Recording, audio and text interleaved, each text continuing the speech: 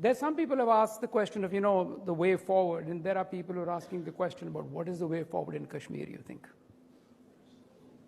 It's a difficult question. No, it's not a difficult question. It's not a difficult question. It's actually an easy question.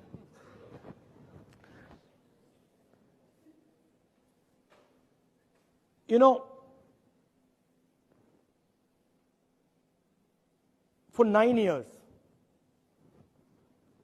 I worked behind the scenes with Prime Minister Manmohan Singh, with Mr. Chidambaram, with Jairam Ramesh, and a large number of people. And we worked silently on Jammu and Kashmir. When we started in 2004, terrorism was rampant in Jammu and Kashmir. By the time we finished, in 2013, I went back and I hugged the Prime Minister. And I told him that, one of your biggest successes is the end of violence in Jammu and Kashmir. In 2013, we had basically broken the back of terrorism in Kashmir. And we hadn't done it by giving big lectures and big stories. We hadn't done it by giving big lectures and stories. We had done it silently. I'll tell you how we did it. We did it by holding Panchayati Raj elections. We did it by linking women to banks, self-help groups. We did it by running a program of getting young Kashmiris, young people from Jammu and Kashmir and Ladakh, employment in other parts of India, bringing corporates to Jammu and Kashmir, having conversations like this with them, and building their confidence. In fact, the bodyguard who I went to Jammu and Kashmir is standing right here. And my way of measuring progress, I had 2 metrics. One metric was, how many commercial flights are coming into Jammu and Kashmir? Because the more commercial flights, the more tourism, the more people are comfortable, the better we're doing. And the second was how close these guys stand to me.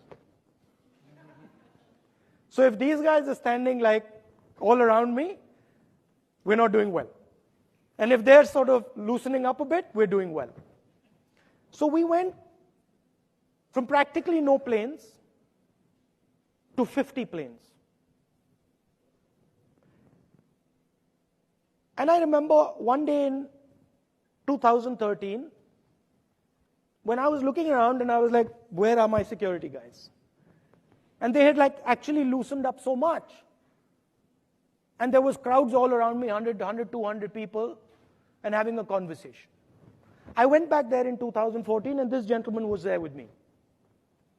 And this gentleman, these are his words, not mine.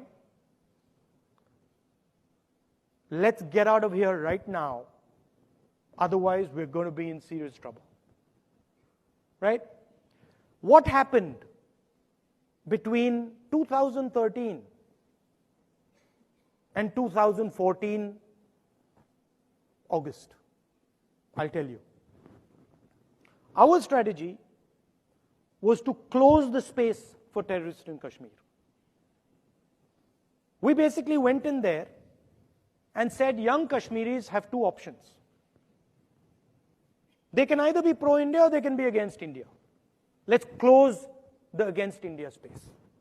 Let's find every little space we can find which is not pro-India and shut it down. And it took us 9 years.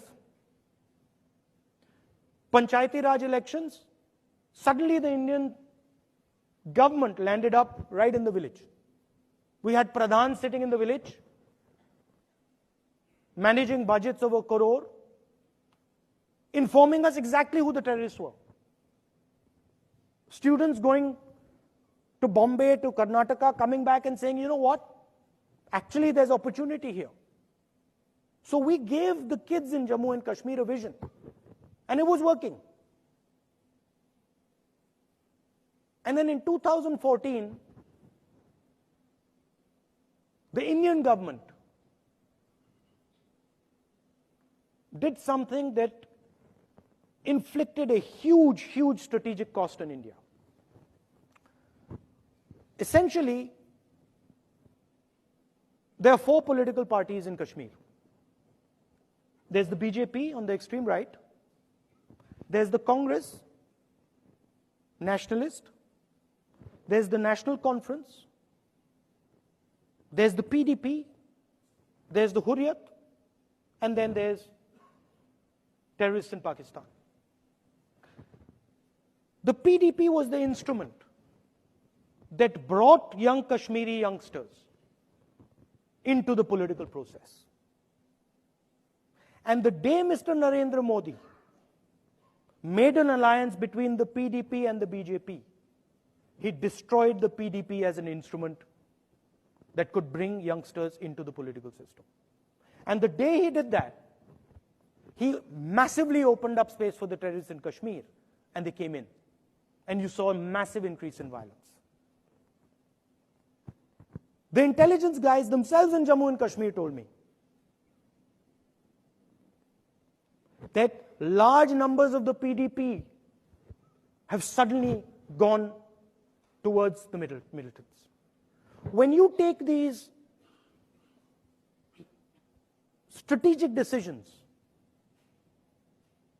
to take a little bit of political advantage, you do tremendous damage to the country. Today, Jammu and Kashmir, the space in Jammu and Kashmir has been opened up, not only for the Pakistanis, for other players in the region. And it is going to impose a massive, massive strategic cost in India. Just one small decision.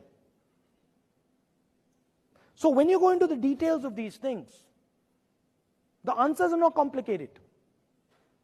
You talk to people, you give them hope, you give them a vision. It doesn't matter who they are. Whether they're from UP, Kashmir, anywhere.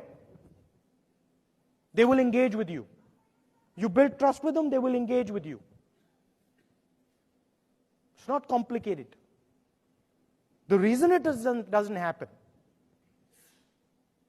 those are complicated. What about the current strategic? Harsh, you want to ask the next questions?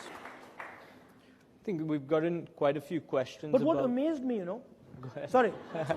I'm passionate about this because for me, the Jammu Kashmir question is a very important question for our future. You know what amazed me was 9 years of work.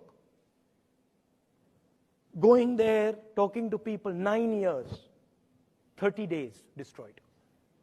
30 days. And it blew my mind. I was so sad. I was like, my God, 9 years. And it can just be wiped out in 30 days.